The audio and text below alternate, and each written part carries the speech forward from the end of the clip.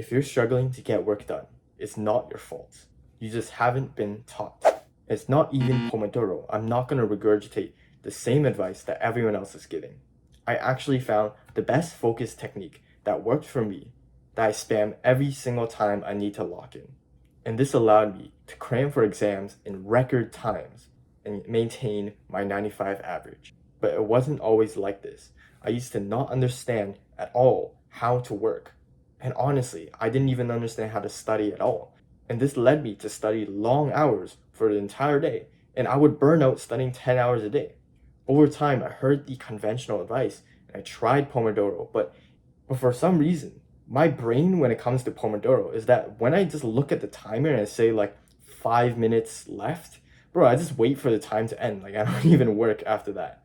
And then another thing that I tried was the Parkinson's law. So pretty much what I did was I timed myself while I worked and then I subtracted like 10% or something. And this just caused unnecessary stress for me. And probably you already know this, but I'm just gonna say it. Stress inhibits critical thinking and learning. So there's just no point of stressing yourself out at any point, including during tests and including during like simulating test conditions. Why don't you just stimulate like both conditions to be calm? But that's a side point. So I needed a technique that allowed for the perfect work lengths where I was feeling like working, but in the moment that I needed to take a break, the moment that I got tired, I had the not only like took a break, but also the perfect length of that break. So that's when I discovered flow cycles. Flow cycles is pretty much cycles of the flow states. If you haven't heard of that before, it's just like what the athletes called like getting in the zone. Pretty much a state where you really just your brain kind of like turns on but also like turns off. You stop thinking about some things and hyper focus on the task that you're working on. And why this technique worked so well for me was that there's so many variations in the task that you just can't assign a number to how long you can physically work. For example, everyone has different levels of energy and focus, right? Everyone can focus for a different period of time. Everyone needs different amounts of breaks. And not only that, the task difficulty matters as well, because the more difficult your task, the less time you can focus on it, right? And this also includes how much we like the task, probably. So why flow cycles are perfect are because you just naturally let your brain tell you when you're done focusing and when you're done your break. Of course, you still need discipline and you're not just gonna be like, okay, I'm never gonna work. But the moment you get into flow, you're actually gonna want to work. And of course, if your dopamine is fucked up and you're overstimulating yourself 24/7, plus you have slept like 2 hours, of course you're not gonna want to work. But if you have a moderate level of like brain health and you can be somewhat productive, then flow states actually make you want to work. I'll just explain the entire technique. So what you do is you discipline yourself in the beginning to get into flow. So you do the task, and every single time your brain just spills out a thought or you get distracted by something, you have to pull your focus back onto the task. And eventually, after it takes around like 5 to 10 minutes for me, but it might take longer for you, eventually you get into the flow state where you actually aren't thinking about anything else and just focus. It's almost like you don't notice yourself playing a sport that you really like, or I guess a game as well. When you completely focus, you actually lose a little bit of sense of time and you forget your monkey brain. So pretty much you farm this out for the longest period of time until eventually your brain actually starts wandering again. And this is a sign that your brain actually needs to rest. See, the moment that you notice these signals, that is the perfect length of time that your brain has wanted to focus for. It makes complete sense, right? When your brain says, oh, my focus is fading, that perfectly adjusts the amount of time you need to work for your focus level and for the task difficulty and all other factors that I'm not even mentioning. And then once your brain is turning off, that's when you can take a break. And the break is something very similar as well. You just hopefully you don't overstimulate and just fry your brain, right?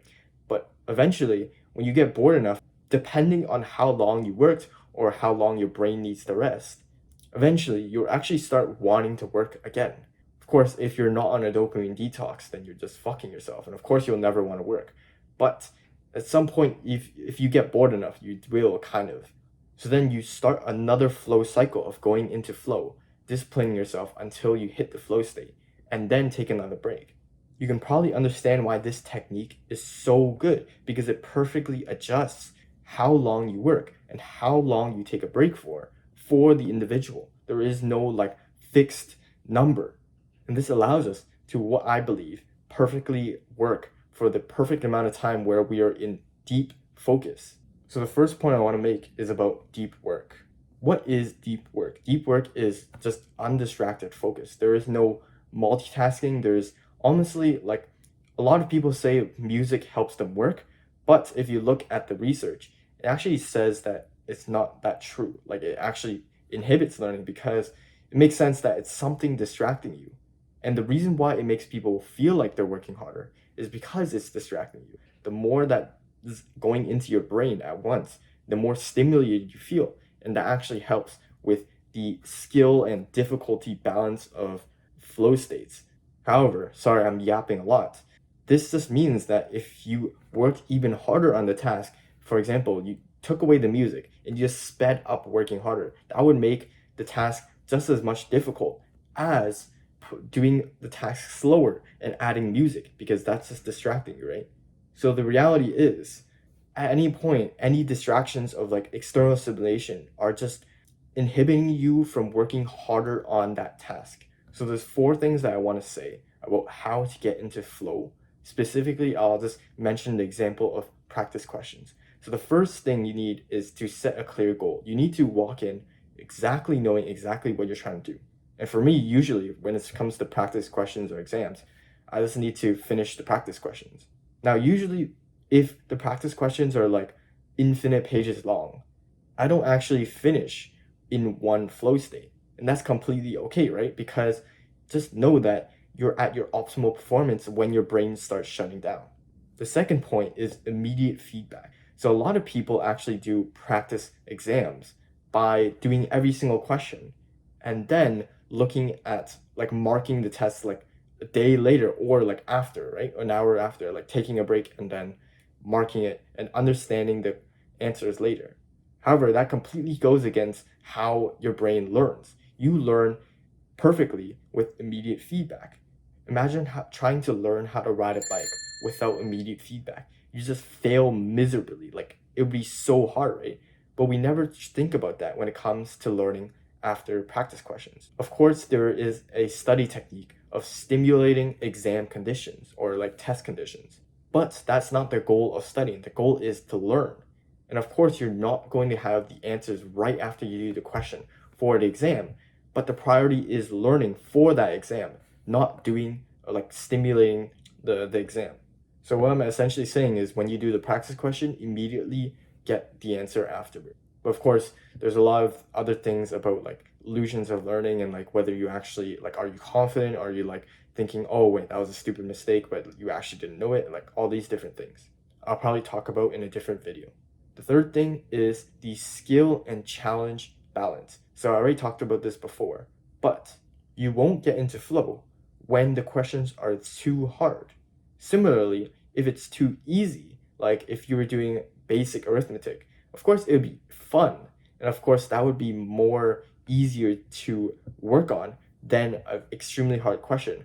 However, you also won't get into flow. You'll just get bored.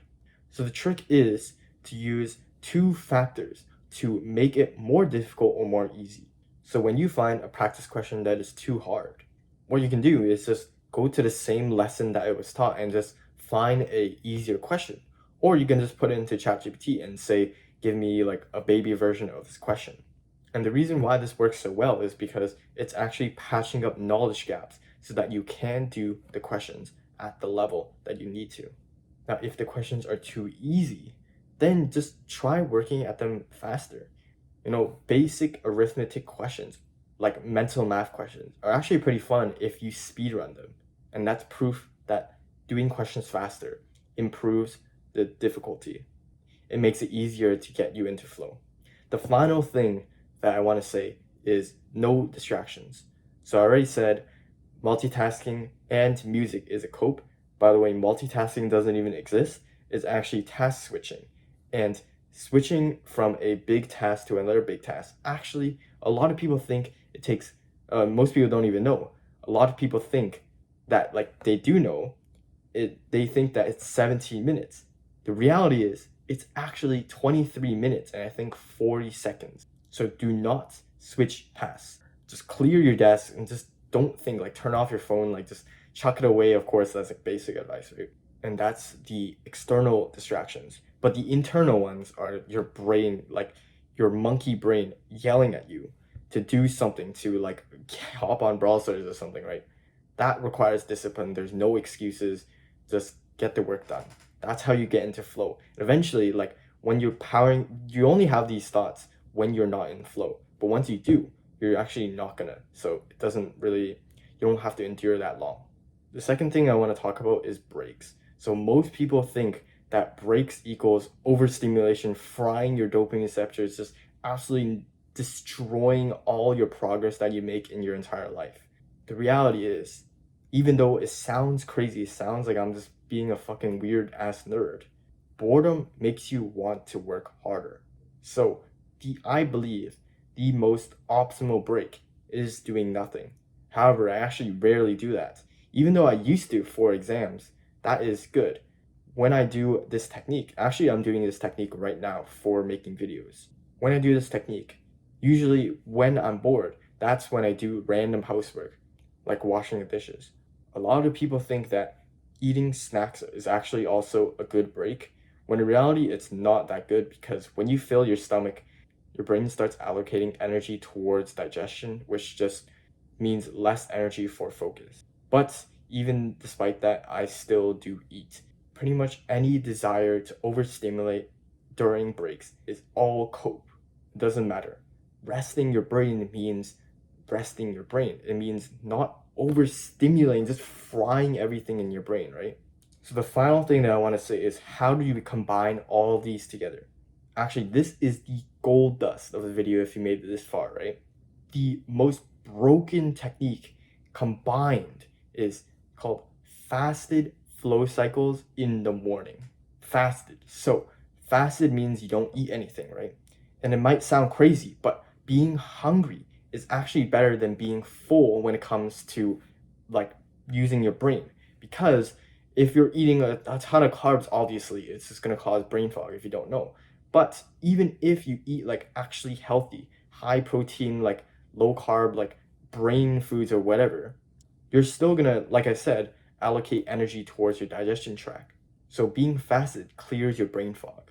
As well, doing it in the morning, especially right like first thing, meaning like if you want, you can like brush your teeth and then go do it. Or some entrepreneurs go as crazy as just not brushing your teeth and just doing it a few hours later.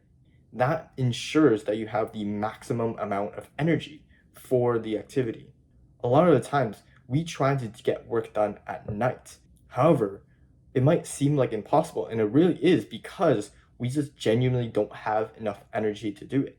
So doing it in the morning just means that we have the maximum potential energy throughout the day. Like if you really think about it, our energy levels only go downwards like this unless we take a nap or something, right?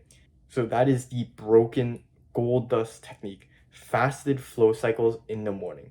The thing is, these two additions, fasted and in the morning, are actually just short-term fixes to focus and energy. However, they're absolutely broken. And even if you have a high level of focus and train your brain to actually work really well, these techniques still work magically. So that's all I'm gonna say. You have to take action after this video. Just try it. There's no negative to trying a new technique, seeing if it works or it doesn't. Nothing changes if nothing changes. If you go back to your old working habits, you're just not gonna get work done. Just try it and thank me later.